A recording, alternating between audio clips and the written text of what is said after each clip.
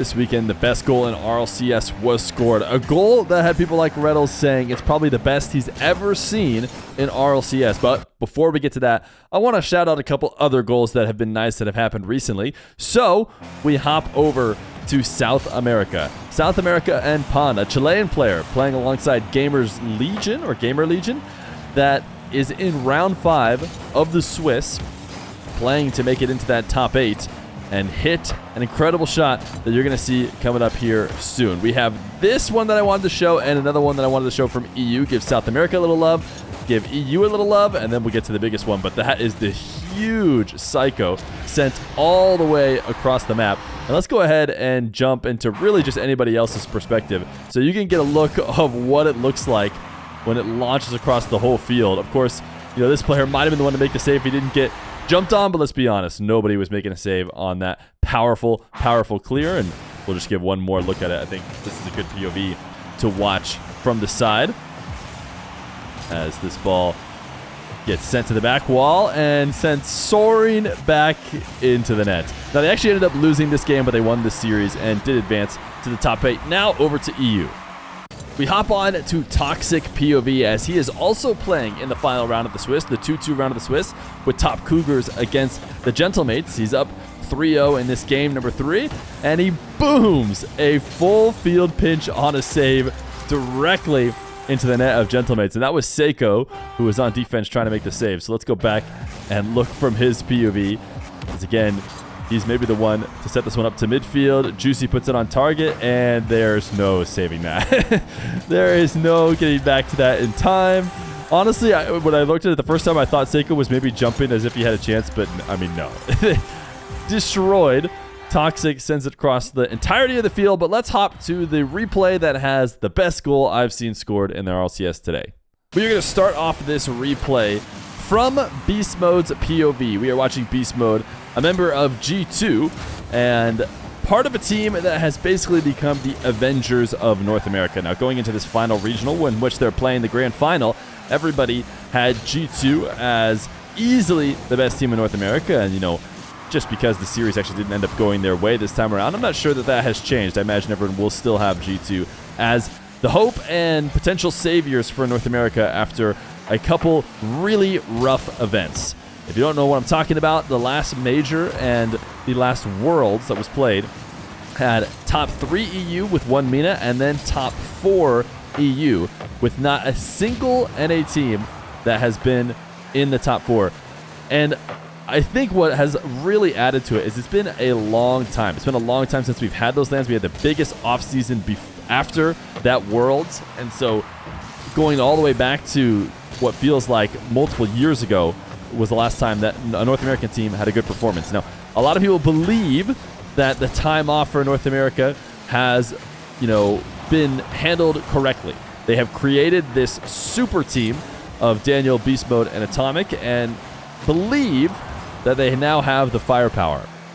A lot of talk recently has been had about whether or not these teams are getting power ranked correctly.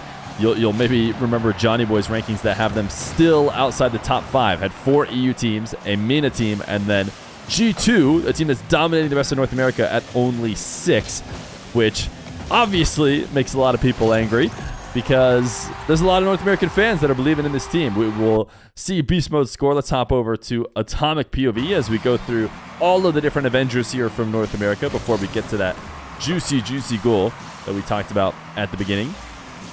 But I think the copium for North America always rises in the time between lands. And I don't want to harp on it too much as a North American myself. You know, I do like to believe that the teams from North America will be able to compete internationally here and there. But the reality is, so far in the course of Rocket League, they have had a lot less success when it comes to World Championships, or now Majors and World Championships ever since those were added. EU has certainly had the upper hand. In fact, even the first Worlds that was won by North America, but as an underdog. You know, Kernovi and his squad had been one of the better teams before the RLCS was made, but by the time the RLCS came around, everyone was expecting EU to win, and they was able to steal it. And that was before, you know, maybe one of the toughest EU dominating eras that we've ever seen. Now, maybe after a big break and a couple of the worst results from North American teams ever, maybe this team is exactly what we need. And what we've seen from these guys might be the reason why we're such big believers. Not just this crazy will we're going to see at the end, but of course, Beast Mode, who plays in this team, as well as Atomic, who has a nice goal that's going to be coming up here soon. But I also pointed out, in the heat of me being unfortunately negative about North America and their chances, because of what we've seen recently, a lot of people have even called me out as a traitor because I'm a North American, therefore I have to say all the North American teams are best. But the reality is, I don't think that's the case, and a lot of the results recently have proved that to not be. But anyways, my point that I wanted to get to is you may have also seen a tweet made by me about the best players in every game mode, the best players or team. Because I think that right now, Daniel is the best ones player. I think he had the best salt mine performance, and then, of course, Nas had a similarly solid salt mine performance, but the crossover data would go to show that Daniel has the edge over Nas, so I would give Daniel as the #1 player in 1v1 right now, and I would give, actually, Daniel and Beast Mode the best 2v2 team. A lot of people have pointed out that, maybe Zen is part of that best 2v2 team, but because we haven't really seen him play along another player and show the same level that Daniel and Beast Mode have, then we can't really be sure. The last time that 2v2 was really played seriously was on a LAN setting at Gamers 8, where Daniel and Beast Mode went undefeated, and it looks like they were a squad that, wasn't sweating out there. So that's right. I'd have, despite NA's struggles, throughout all time of Rocket League, I have Daniel as the best ones player, Daniel and Beast Mode as the best twos team, and currently the best threes team I have as Karmi Corp. And I don't really think that necessarily any North American threes teams are close. Hopefully, we could say after the end of this next coming major. By the way, this is the shot we were looking for, if you didn't notice, the nice ceiling double before we switch over to Daniel POV. Hopefully this squad could maybe make it so that North America is on top in every game mode. And I think that this is the world that we've been looking for a long time for Daniel, whose POV we finally jump over to. And, maybe to spoil the future here in a few seconds, the guy who hit the nuttiest goal I've ever seen in RLCS. But I think he is the hope that everyone's been waiting for. And it's been frustrating because Zen came onto the field and dominated so quickly and so effortlessly, it seemed. Didn't lose any events until the start of this RLCS coming up this year. And everyone, of course, I think unfairly was comparing him to Daniel because Zen is, a surge onto the scene that I don't think will ever be matched. And, anyways, it wasn't fair to always look to Daniel and say that, Zen is the best ever. He's better than every other rookie, including Daniel. And Daniel just got called out because he was the second best rookie, maybe. That's maybe what I felt bad about.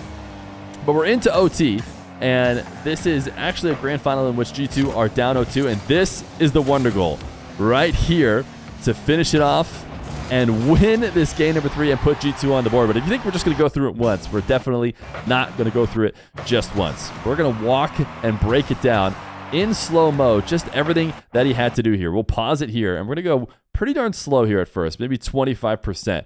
As Daniel looks to get this touch, he is trying not to give it to First Killer. I don't know why First Killer's name is censored there in the back corner, but that is First Killer.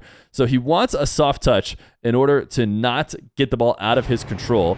In the meantime, 180s. Now, there was a big discussion on stream whether or not he did this on purpose or on accident. And I think that with how much these guys play, I could see this being, an intuitive kind of, if I don't land regularly, or if I land regularly, I'm going to get demoed, so I need to do something different, so I'll land backwards. I could see that happening. You could also argue that what he was mainly trying to do was a soft touch, and that was most important, and he happened to land in reverse. Either way, he does dodge a demo because of it, and then he quickly jumps out of it and reorients himself on the dribble. In the meantime, First Killer creeping up because he's not expecting Daniel to get any serious touch that, will prevent him from being able to challenge. But Daniel pre-flips underneath this dribble and, importantly, gets a touch directly underneath the bottom side of the ball, or about as close as you could get, which gives as much vertical height and leads to First Killer being out of position. All of a sudden, he can't make a challenge on this ball anymore. He's going to try to, as he double jumps Daniel, using all of his boost to get a ton of height on this, making it look like first killer is completely lost. But the reality is, he isn't actually lost. It was a decent challenge. We'll speed up a little bit as he uses every last bit of his boost and then gets the reset to flick top shelf and score in the top of the net to win the game in overtime. And a lot of people criticized Chronic's position here. You'll see, the haters who are talking about this goal saying, I don't think Chronic defended it as well as it could have. It shouldn't have been an amazing goal. We'll watch Chronic's POV at full speed here. And from my understanding of this game, especially considering it's overtime and late in the game, you want to be safe. I think if you're Chronic and you see Daniel starting this awkward dribble using a ton of boost, you're thinking he has to go to the ground and I have to get a favorable 50. I don't want to challenge and maybe play into him while he's using his boost and when he's most prepared. I'm going to wait until he's forced to drop this ball because he likely is, and then I'm going to get a very favorable win when he does. And I don't think that that's the worst idea ever. It just turns out that Daniel, not only did he get a reset, which Chronic is maybe not too worried about, Daniel gets the reset and gets so much pop underneath the ball and protects the ball. Protects the ball on top of it. He's slightly bumping Chronic. Obviously, the reset has already done all the work that it really needs. But even if it wasn't as good as it was, he is going for the bump as well. So truly, Daniel, just an amazing finish. We can watch from First Killer's perspective as well. Again, I don't know why this game is censoring his name right now. Maybe it has Killer, but I've never really noticed it before. So we'll watch to give an idea of how First Killer was surprised as he's rotating back, has to pick up boost, doesn't get it, creeps up, but of course he's not going to expect the Daniel pre-jump catch into carry. It's beautiful. It's so many different things that have evolved in Rocket League. I heard that somebody was arguing that he went for a reverse wave dash. I don't think he did here, especially if we slow it down to about 50%. I think he just lands in reverse. There is no dash there. He just picks up the boost, which maybe looks like a spark, but a pre-flip into a perfect air dribble, using up every last bit of boost, and then he needs some kind of outplay, and he doesn't rush the reset either.